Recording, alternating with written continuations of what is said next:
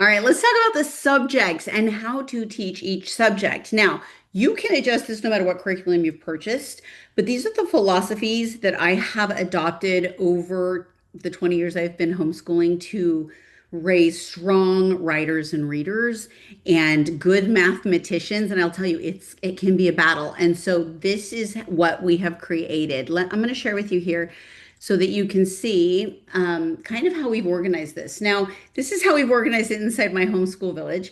And what we've got is I've color coordinate. The blue are early learners. Now, when I say an early learner, I mean someone who is literally learning the skill of learning what math is, learning what letters are, learning the basics of science. This is like 8 and under, learning, even being exposed to the topic. Okay. Don't try to do this at 4 and 5. You don't need to. You can if you want. If your kids are interested, by all means. But really, this is a 6 to 10. And when I say 8 and under, it can go up to 10. It just depends on your child's needs. Now, the second level is strengthening. So your child moves from I am being exposed to this to I am now practicing it so I can get good at it. And we do this in all topics. And then the third is strong. They're good at it. They already know how to write well. They can write on their own. So now they're going to start really developing that. It's more of a mastering level. So notice there are no grade levels in this system. None. It is about where are you at? Are you being exposed? Are you practicing or are you mastering? Period. That's it. Forget your grade levels. That's where you really get like, oh, this child's in second and that one's in fourth, and there's so much. That's where you get overwhelmed. Okay.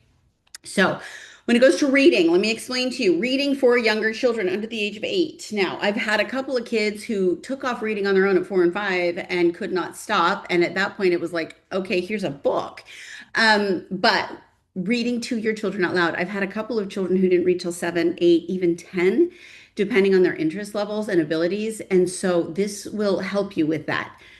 Sit with your children, book in your lap. That's all you have to do. Book in your lap, and then make sure you have piles of library books everywhere in the house where they just sit and flip.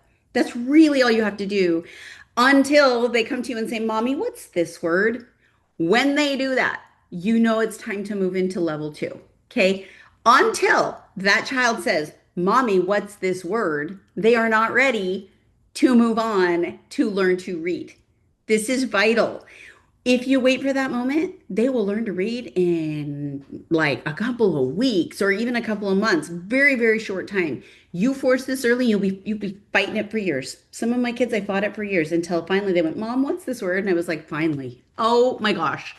So early readers read out loud, lots of reading out loud and making sure they have as many books at their in their lap as possible, get to that library, okay? And we do have inside my homeschool village, we do give you access to Epic and Starfall, which are online libraries you can have on an iPad. So if you're out traveling a lot, if you're one of the World School families, or if you're at a doctor's office, you can still that your kids can have access to all kinds of great books on your iPad if you're okay with that. Personally, at that age, I don't love my kids on iPads, so it's an option. Now, number two, once they have moved on from being read to and they're starting to read on their own, I like Epic now. I like Starfall now. So then they're going to go in and they're going to start doing a 20 to 30 minute read independently.